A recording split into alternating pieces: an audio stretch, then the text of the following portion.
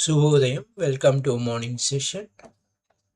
Gently kept your hands on your face for 10 seconds. 10, 9, 8, 7, 6, 5, 4, 3, 2, 1, 0. అరచేతులు చూస్తూ నెమ్మదిగా కడతెరుద్దాం. 5, 4, 3, 2, 1, 0. ముందుగా మనందరికీ గురువు గారైన బ్రహ్మర్షి పితామహ పత్రిజీకి శాస్త్ర కోటి నమస్సుమాంజులు, శాస్త్ర కోటి కృతజ్ఞతలు అర్పించుకుంటూ ఓషో గారిని ఆహ్వానించుకుందాం. ఓషో గారి ద్వారా ఓషో ఉపనిషత్తులో భాగంగా మనం అవేర్నెస్ గురించి తెలుసుకుంటాము. అలాగే దుఃఖం అంటే ఏమిటి అనే విషయాల గురించి కూడా మనం తెలుసుకుందాము. ముందుగా అనేక మార్గాలు, అనేక వ్యవహారాలుగా మనం చెప్పుకుంటున్నప్పటికీ సత్యం అనేది ఏ విధంగా ఉంది, that is very very important.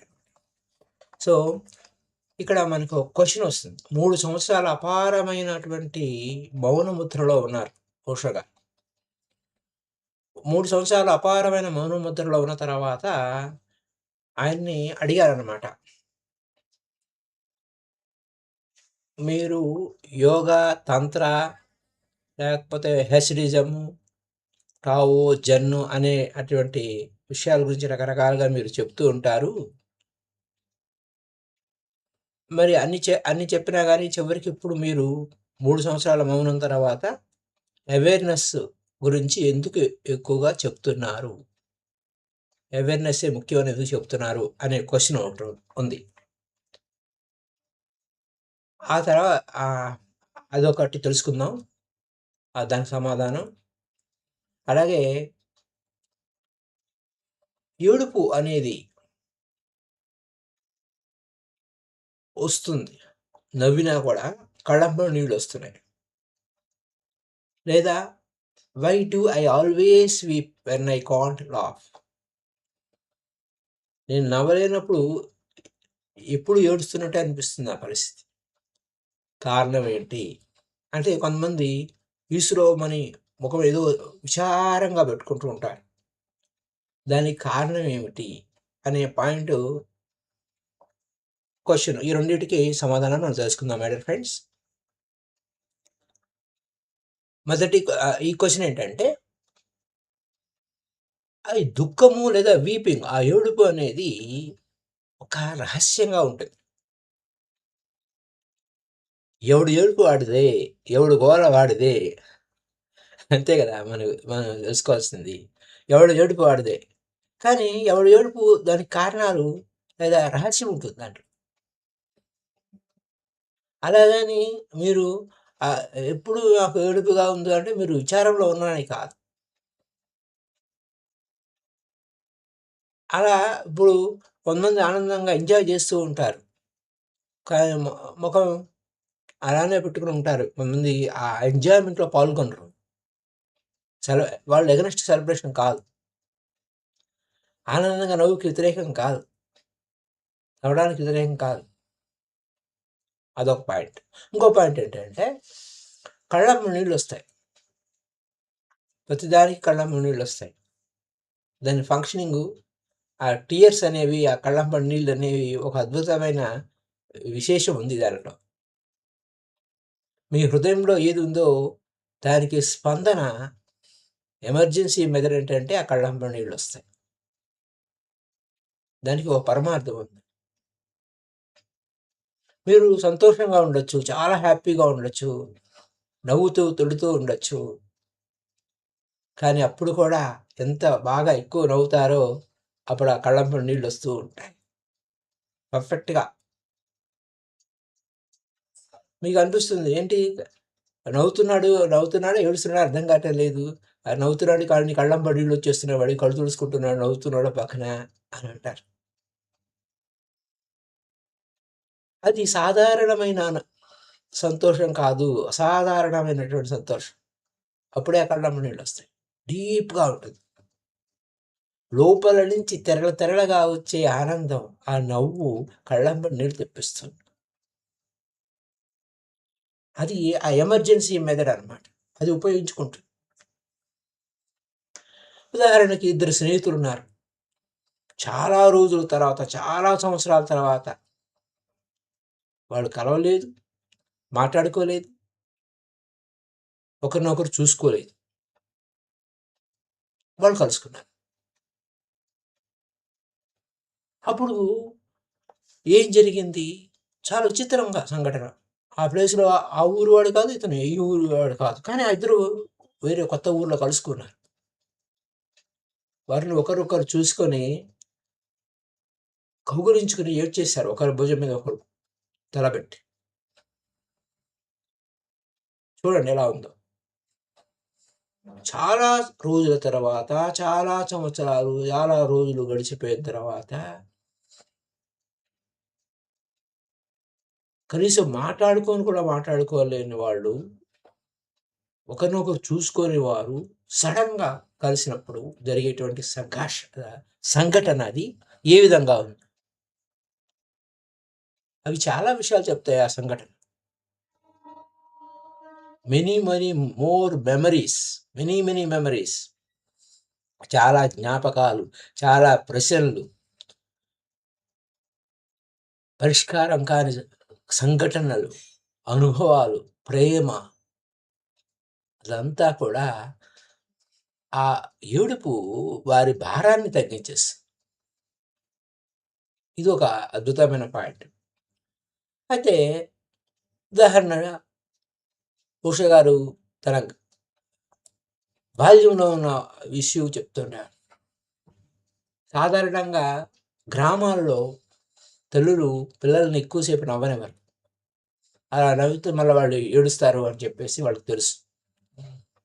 Two much ఏది టూ మచ్‌గా చేయటం then you will to have అంటే ఎక్కువ నవ్వితే ఎక్కువ ఏడుస్తావురా, తర్వాత ఏడుస్తావురా అని. దాని మీనింగ్ ఏంటి? అదేంటి? నవ్వాలనిపిస్తే నవ్వాలి. తర్వాత ఏడవడం అనే దానికి ఏడవాలనిపిస్తే ఏడవాలి. ఇదేంటి అసలు ఎందుకు ఇలా చెప్తున్నారు? అని క్వెషన్ వచ్చింది ఉష గారికి. ఇదేదో వింతగా అనిపిస్తుంది. నేను విపరీతంగా నవ్వితే, నేను బాగా పగలబడి నవ్వితే నేనెందుకు ఏడవాలి? అసలు కనెక్షన్ ఏంటి? అని చెప్పి పరిశోధన చేశాడాయన. అయితే ఒక ఒక నవ్వు విపరీతమైనప్పుడు, ఒక పీక్ స్టేజ్‌కి చేరుకున్నప్పుడు ఒక పాయింట్ వస్తుంది. ఆ నవ్వుకి అతీతమైన స్థితి. అప్పుడు ఆ నవ్వు, ఆ సంతోషము, ఆ నవ్వు, ఆ ఆనందాన్ని భరించలేక అప్పుడేమవుతాయి అది అవి క్యారీ చేస్తాయి. ఏం చేస్తాయి? కళ్ళెంబట నీళ్ళొస్తాయి. విచిత్రంగా అనిపిస్తుంది. విచిత్రమైన అనుభవం అది. ఒక విచిత్రమైన అనుభవం. That you are laughing and your tears are coming. నువ్వు నవ్వుతుంటే ఆ యొక్క ఏమొస్తున్నాయి? కళ్ళెంబట నీళ్ళొస్తున్నాయి. అది ఎంత బాగా ఎక్కువ నవ్వితే అంత బాగా కళ్ళెంబట నీళ్ళొస్తాయి. More tears. ఇది this is the time to laugh.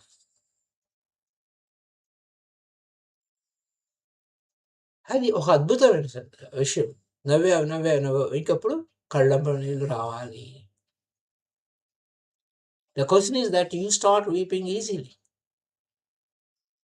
ప్రశ్న నాకు ఈజీగా ఏడుపొచ్చేస్తుందండి. ప్రతిదానికి ఏడుపొచ్చేస్తుందండి. అలా ప్రతిదానికి ఏడుపొచ్చేవాడు సెలబ్రేషన్ అంత సులువుగా రాదు వాడికి. నవ్వు అంత సులువుగా రాదు. ఎందుకంటే మనం ఈ ప్రపంచంలో మన పెంపకం అంతా సీరియస్‌గా ఉంటుంది. "ఏయ్! ఏంటి కుద్దని కద్దని నవ్వుతున్నావు" అని అంటారు. అంత సీరియస్ పెంపకం. ఆ! నవ్వింది చాలు. సీరియస్‌గానే పర్లేదు నువ్వు చేసుకో. ఏంటి నవ్వుడు అని అంటూ ఉంటారు. సో, విచిత్రం ఏంటంటే ఒక జీసస్ క్రైస్తు నవ్వుతున్న ఫోటో ఎక్కడన్నా ఉందా? చాలా అద్భుతం అది. నిజంగా జీసస్ క్రైస్ట్ లాఫింగ్ అనేది ఒక రియల్ మిరాకిల్. అది మిస్ అయిపోయాడు జీసస్ క్రైస్ట్. ఆ చి ఆ ఆ క్రైస్తు అంటే ఆ క్రాస్ మీద ఆయన అది తెలుసు వీళ్ళు ఏం చేస్తున్నారో వీళ్ళకి ఏం తెలియట్లేదు, వాళ్ళని క్షమించు అని చెప్పిన వాడు పక్కపక్క నవ్వి ఉంటే భలే ఉండేది. మన్సూర్ లాగా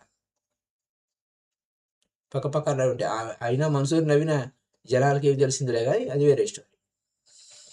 కానీ Jesus Christ had laughed. If Jesus Christ had laughed, it would have been a far bigger miracle then reception. ఆ శిలువ అనేదే ఒక మిరాకిల్, కావాలని తెచ్చుకున్నాడు, కానీ అంతకన్నా గొప్ప సీన్ క్రియేట్ అయ్యేది అంటారు ఓషో గారు.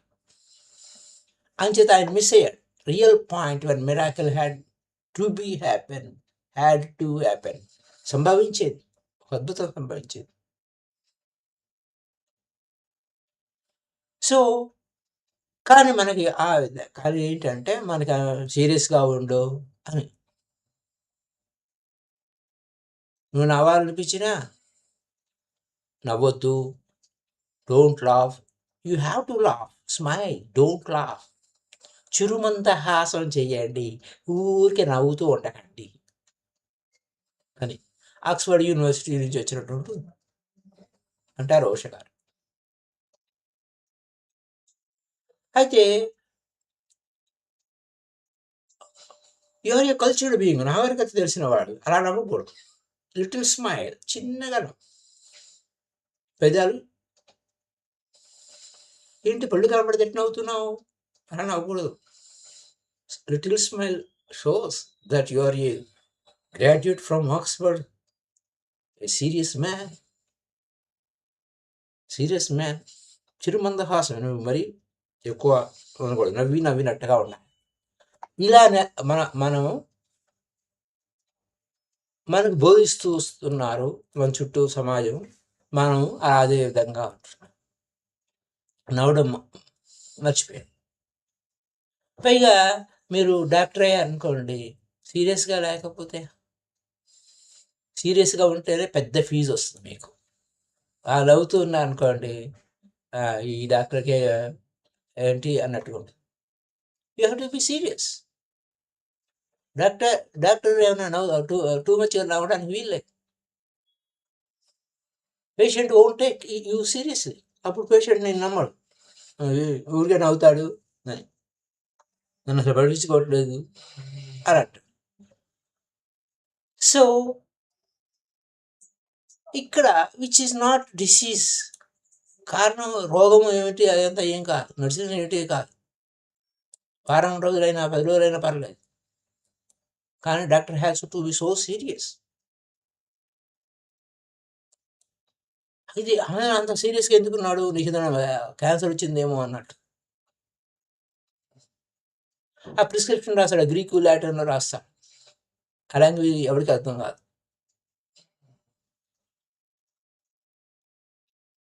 ఆ విచిత్రం ఏంటంటే ఆ డాక్టరు నాకు 1 రూపీ కావాలని గ్రీకు లాటిన్లో కూడా రాసిన సందర్భాలు ఉన్నాయంటారు ఓషో గారు నవ్వుతూ. 1 రూపీ కాదు, 10 రూపీస్ ఇస్ నీకు నథింగ్. నువ్వు ఎక్కడైనా కొనవచ్చు, గ్రీక్ లాటిన్లో రాయక్కర్లేదు.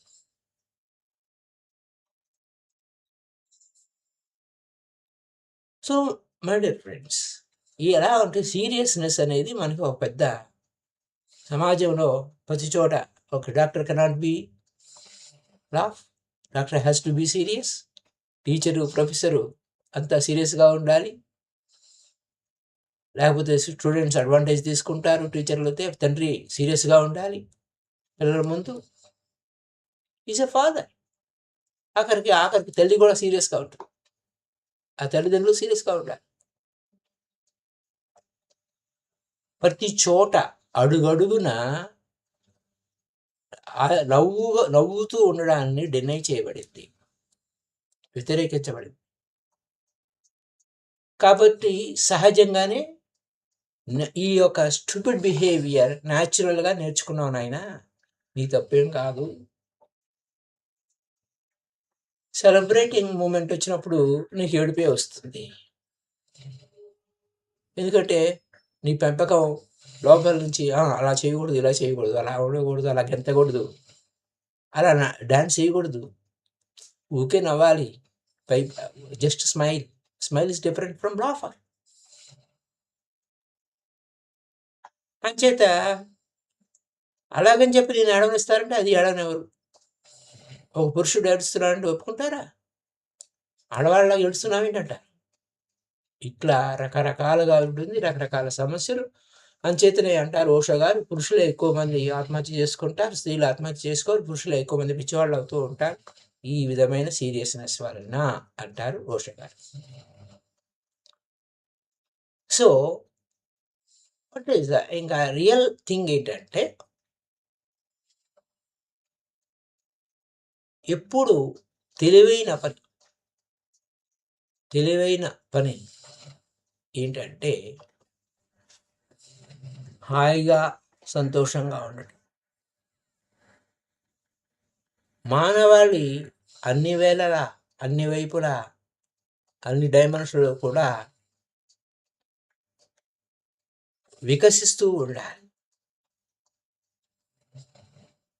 సో ఆ తెలివైన పని ఏంటంటే, చూడండి, ఎవరైనా నవ్వుతూ ఉంటే ఎంత చూడముచ్చటగా ఉంటుంది.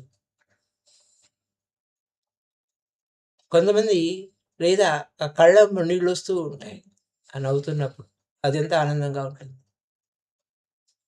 కొంతమంది చాలా విచారంగా ఉంటారు, ఆ విచారంగా ఉన్న అందంగా అనిపిస్తారు. ఎందుకని? ఆ సాడ్నెస్ ఓన్ బ్యూటీ ఉంది. Even though they are sadness, still they have a beauty of their own. ఏంటిది? సైలెన్స్. విచారంగా ఉన్నారు, ఎవరితో మాట్లాడతారు, విచారంగా ఉన్నారు, సైలెన్స్ అక్కడ ఉంది, క్రియేట్ అయింది. వారు కూడా నవ్వుతూ ఉండొచ్చు. అంత విచారమైన ప్లేస్లో ఉన్న వాళ్ళు కూడా నవ్వుతూ హాయిగా ఉండొచ్చు. ఎవరైనా నవ్వుతూ ఉంటే ఎంత బ్యూటిఫుల్గా ఉంటుంది. ఆ కళ్ళంపడ ఆ నీళ్ళు వస్తూ ఉంటాయి, ఎంత బ్యూటిఫుల్గా ఉంటుంది. Somebody ice. నవ్వుతున్నప్పుడు బాగా నవ్వుతూ ఉన్నప్పుడు బాగా పగలబడి ఎక్కువసేపు నవ్వితే కళ్ళమ్మ నీళ్ళు వస్తాయి, అది వేరే స్టోరీ. మామూలుగా నవ్వుతున్న ముఖము అందంగానే ఉంటుంది, ఏడుస్తున్న ముఖం కూడా అందంగానే ఉంటుంది. కారణం దాంట్లో ఉండే ఆనందం ఇది వేరు, ఇందులో ఉండేది సైలెన్స్. ఆ లాఫింగ్లో ఉన్నది వికసించటం, ఫ్లవరింగ్. నవ్వు అంటే పుష్పం వికసించినట్టు, పుష్పాలు ఎప్పుడు వికసిస్తాయి కదా, అలా అన్నమాట. అందుకోసమే ఓషో గారు ఏమంటారంటే, తెలివైన పని ఐఆమ్ ఆల్ ఫర్ లైఫ్. తెలివైన పని జీవితం అనేది ఎలా ఉండాలి. Everything in life should be accepted. జీవితంలో ఏదైనా సరే సహనంతో భరించటము కాదు, ఉన్నదాన్ని ఉన్నట్టు యాక్సెప్ట్ చేయటం. Accept as it is. Accept as it is, అది కావాల్సిన పద్ధతి. జీవితంలో ఉన్నదాన్ని ఉన్నట్లు ఒప్పుకున్నవాడు మానసికంగా తెలివైనవాడు, వివేకం ఉన్నవాడు. వర్తమాన కాలేన విచక్షణాః గతేషు కేన కర్తవ్యః భవిష్యం నైవ చింతయేత్ వర్తమాన కాలేన వర్తయంతి విచక్షణాః. ఈ బేసిక్ కామన్ సెన్స్. విచక్షణ అంటే కామన్ సెన్స్. ఈ కామన్ సెన్స్ ఉన్నవాడు వర్తమానంలో ఉన్నదాన్ని ఉన్నట్టు ఒప్పుకుంటాడు. ఇలా ఎందుకు జరిగిందని ఆడవాడు, అలా ఇలా జరగకుండా ఉండాల్సిందని ఆడవాడు. సో వాట్, అలా ఉంటుంది. So my dear friends, so everything in life should be accepted, not tolerated, but accepted joyously. ఉన్నదాన్ని ఉన్నట్టు ఒప్పుకో, ఆనందంగా ఉండు. అప్పుడు వాడు మానసికంగా పరిణితి చెందినవాడవుతాడు, వివేకం ఉన్నవాడు అవుతాడు. ఇంకొక పాయింట్ ఏంటంటే, ఇందాక మనం అనుకున్నాం కదా, అవేర్నెస్. ఏమండి, మీరు గతంలో ఓషో గారు, మీరు గతంలో చాలా యోగా గురించి సెల్ఫ్ రియలైజేషన్లో అవేర్నెస్ అనే పాయింట్లో యోగా, తంత్ర, డివోషను, భక్తి అనేకం చెప్తూ వచ్చారు. కానీ 3 సంవత్సరాల మహామౌనం తర్వాత మీరు ఎలా చెప్తూ వచ్చారంటే అవేర్నెస్ గురించి మాత్రమే చెప్తూ వస్తారు. దీని గురించి కొన్ని మాటలు చెప్పండి అన్న. అన్ని మెథడ్స్ మానవాళి ప్రయత్నం చేసిన అన్ని మెథడ్ దేనికోసము? తను తాను తెలుసుకోవడం కోసం. ఏ విధంగా ఏ మెథడ్లో వాడు ఉన్నా అవేర్నెస్ అనేది చాలా అత్యవసరమైన వ్యవహారం. అప్పుడు ఎప్పుడైతే అవేర్నెస్లో ఉన్నాడో పనికి మాలిన విషయాలను పక్కకు పెట్టి తనకు ఏది కావాలో దాని మీద, ఏది అవసరమో దాని మీద దృష్టి పెడతాడు అవేర్నెస్లో ఉన్నాడు. నిజమే, నువ్వు చెప్పినట్టు యోగా గురించి మాట్లాడాను, తంత్ర గురించి మాట్లాడాను, హెస్డిజం గురించి మాట్లాడాను, టావో గురించి మాట్లాడాను, జన్ గురించి మాట్లాడాను. ఇవన్నీ ఎందుకు మాట్లాడాను అంటే ఏ విధంగానైనా సరే రకరకాల పాసిబిలిటీస్ ఉన్నాయి, సుసాధ్యాలు ఉన్నాయి. అలా చేసినా ఇలా చేసినా సుసాధ్యాలు ఉన్నాయి. మానవాళి ప్రయత్నించింది. అయితే నేనేం చెప్తున్నానంటే టు బి అవేర్, ఎరుకతో ఉండండి. All the ways through which man has been searching. ఇక్కడ అవేర్గా ఉండాల్సిన ఏంటి? మనిషి ఏవి ప్రయత్నం చేసినా, ఏ పద్ధతిలో ప్రయత్నం చేసినా చిట్ట చివరికి ఏంటి అంటే కావాల్సింది దేనికోసం? సత్యం తెలుసుకోవాలని, మోక్షం తెలుసుకోవాలని, సత్యాన్వేషణ, మోక్షము, ముక్తి, సెల్ఫ్ రియలైజేషన్, తను తాను తెలుసుకోవటము. వాటి అనేక పేర్లు ఒకటే, ఉన్నది ఒకటే సత్యం, ఆత్మీయ సత్యం. సో ఈ ఆత్మీయ సత్యము to reach the truth that liberates. సత్యం తెలుసుకుంటే, తను తాను తెలుసుకుంటే వాడు ముక్తుడు. అదే నేను తెలుసుకుంటాడు. తను తా తెలియట తత్వము, తత్ప్లస్త్వము, అదే నీవు తెలుసుకుంటావు. సో ఏది నువ్వు చేసినా కానీ ఎసెన్షియల్ ఏంటంటే అవేర్నెస్. అంచేత నేను ఓన్లీ అవేర్నెస్, నేను నొక్కి నొక్కి అవేర్నెస్ గురించి ఇప్పుడు చెప్తున్నాను. 3 సంవత్సరాల మహామౌనం తర్వాత నేను చెప్తున్న మాటలు, ఓషా గారు చెప్తున్న మాటలు. సో నువ్వు whatever you are doing, నువ్వేం చేస్తున్నా కానీ, నువ్వు ఏం చేస్తున్నా, whatever you are method, whatever method you are practising, నువ్వే ప్రాక్టీస్ చేస్తున్నావు, తంత్ర చేస్తున్నావా, యోగా చేస్తున్నావా, జమ్ చేస్తున్నావా, హెస్డిజం చేస్తున్నావా, ఎక్స్ చేస్తున్నావా, వై చేస్తున్నావా, it's not that awareness. It makes no difference. అనేక పేర్లు ఇవ్వబడ్డాయి, ఒకటే వస్తువు, ఒకే వ్యక్తి అనేక పేర్లతో ఎలా పిలవబడతాడో అని మతారస లాలిపాటలో చెప్తా ఉన్నట్టు, ఇలా డిఫరెంట్ ఒకే పర్సన్ లేదా ఒకే సత్యాన్ని, లేదా అనేక మంది ఒకే సత్యాన్ని అనేక పేర్లతో పిలుస్తున్నారు. అంతే అంతే. కానీ they were all practising awareness. Awareness లేకుండా నువ్వు ఏ మతం లేదా ఏది ప్రాక్టీస్ చేసినా దీంట్లో ఉన్న అవేర్నెస్సే చివరి ఫైనల్ అల్టిమేట్ గోల్. చేరాలంటే ఓన్లీ అవేర్నెస్.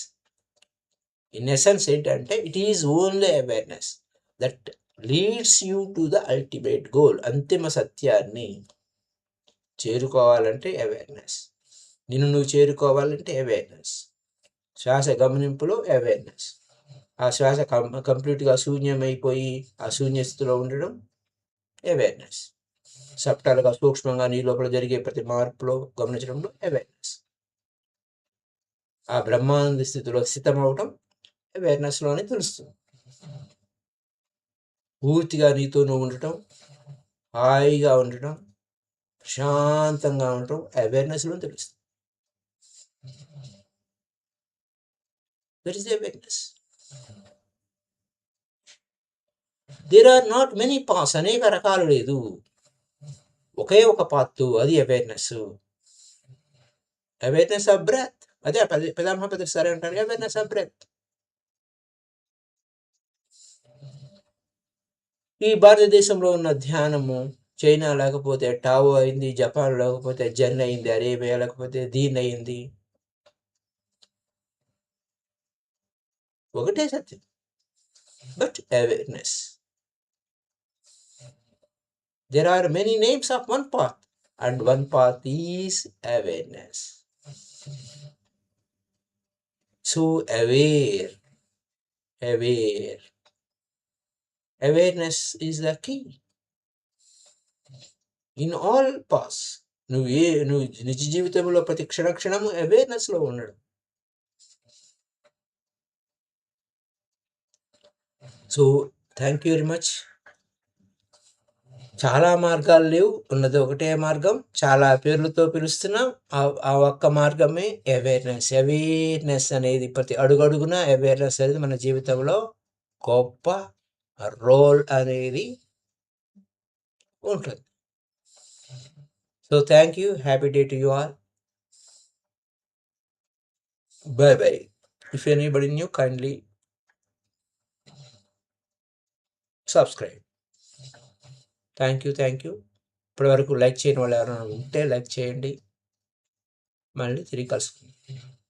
ఈవినింగు మనకు స్వాధ్యాయం ఛానల్లో కార్తీక మాసం అనేది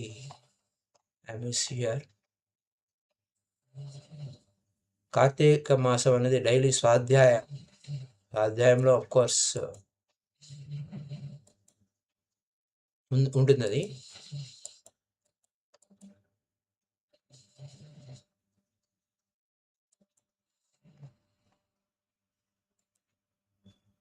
స్వాధ్యాయం ఛానల్లో ఉంది. అఫ్కోర్స్ పౌర్ణమి ధ్యానం కాదు, అది కార్తీక మాసానికి సంబంధించింది. I miss this somewhere.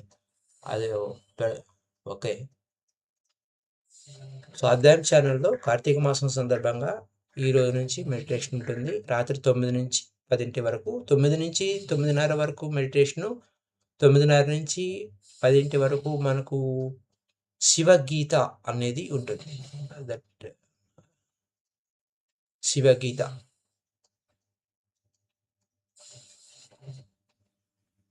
So ల్యాప్టాప్లో ఉండిపోయింది అది. సో ఇక్కడ మిస్ అయింది. So okay, we will meet again evening 9కి కలుసుకుందాం. 9 నుంచి 9:30 వరకు మెడిటేషన్ ఉంటుంది. 9:30 నుంచి 10 వరకు శివగీత ప్రతిరోజు ఉంటుంది.